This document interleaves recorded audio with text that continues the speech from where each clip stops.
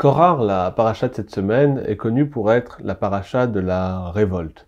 En effet, on nous raconte la manière dont Korah, l'un des cousins de Moïse, et son entourage vont chercher à dresser le peuple contre celui qui les avait fait sortir du pays d'Égypte. Que va dire Korah à Moïse dans sa révolte?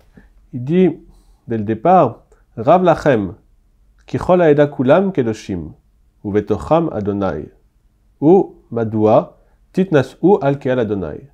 Ce qui veut dire, c'en est assez, car toute la communauté est sainte, et l'Éternel réside au milieu d'elle. Et pourquoi est-ce que vous dresseriez alors au-dessus de cette communauté de l'Éternel? Korah dit à Moïse et à Aaron que toute la communauté est sainte. Pourquoi alors, si toute la communauté est sainte, Moïse et Aaron devraient la surplomber? On a une question ici autour de la sainteté. Qu'est-ce que l'on entend par là? On pourrait imaginer, dans un sens étroit, strict, technique, que la sainteté dont il est question ici est celle des Kohanim, celle des prêtres. Et effectivement, Moïse, Aaron appartiennent à la caste sacerdotale. On peut imaginer que la sainteté est quelque chose de plus général. Et c'est ici que le bât blesse. Et c'est ici qu'on peut assister à une confrontation entre le modèle de société voulu par Moïse et le modèle de société voulu par Korah. Entre le leadership de Moïse et celui qui va être proposé par son cousin.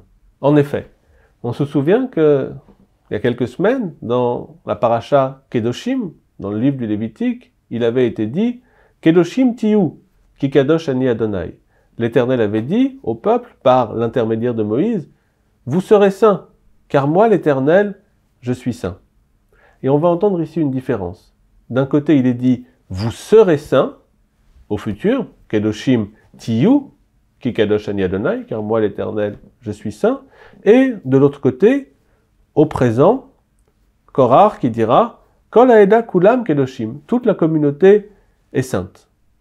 Avec Moïse, la sainteté est une promesse. Avec Moïse, la sainteté doit s'inscrire dans une dynamique. C'est un but à atteindre, un horizon vers lequel on marche.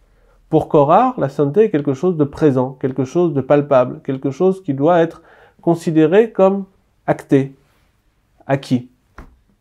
Quelque chose de fini donc, d'une certaine façon.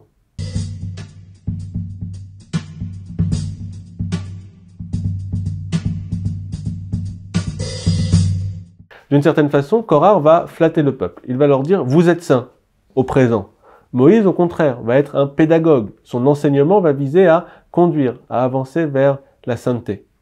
Évidemment, on est toujours plus facilement flatté par le discours de Korah. Celui qui va vous flatter, celui qui va vous dire à quel point vous êtes beau, bon, grand, saint. Le discours de Moïse, à l'inverse, c'est un discours plus sévère, c'est un discours qui va insister sur l'effort, qui va insister sur le chemin à parcourir, sur l'objectif à atteindre. Un petit peu la même chose lorsque l'on éduque un enfant. On peut le flatter, et dans ce cas-là, il n'avancera jamais, ou au contraire, on peut l'encourager pour avancer, pour progresser. Et c'est dans ce sens-là qu'il pourra avancer. Le vrai amour, ce n'est pas celui dans lequel on flatte, mais c'est celui dans lequel on accompagne. Un pouvoir exigeant, digne de ce nom, n'est pas celui qui, par populisme, va flatter les plus bas instincts d'une population, mais au contraire, celui qui, avec exigence, sera capable de prendre la main d'un groupe pour le faire avancer. S'il y a une vraie réflexion politique dans la Torah, c'est celle-là. L'idée selon laquelle le rôle du leader, celui de Moïse, qui est en position de surplomb d'une certaine façon par rapport au peuple, n'est pas là pour le flatter, mais au contraire pour l'accompagner et lui permettre de grandir. À l'inverse, Korah qui cherche à le flatter ne lui permettra que de vivre au présent et ne lui permettra jamais de grandir, d'avancer et de progresser. Korah va être oublié, avalé par la terre, et Moïse, lui, est celui qui continue d'être appelé Moshe Rabbeinu, Moïse notre maître. Shabbat Shalom.